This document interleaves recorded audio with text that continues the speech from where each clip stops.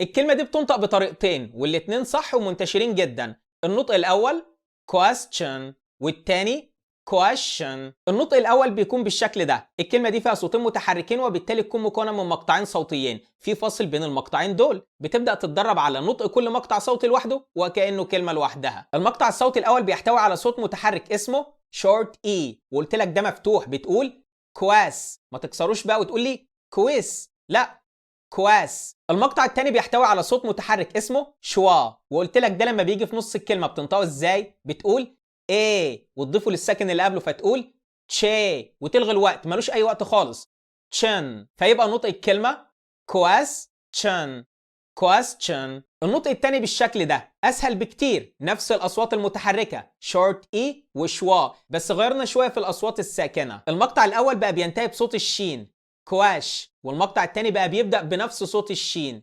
شن، فبقى عندي 2 شين. هل هتنطق كل واحده لوحدها كواش شن؟ لا طبعا، بتنطق شين واحده بس مشدده، يعني بتقول question بدون اي فواصل question question. الفيديو ده إجابة على سؤال أحد المتابعين. لو عندك أي سؤال اكتبه في كومنت وأنا هجاوبك عليه، ودعمنا بلايك وشير.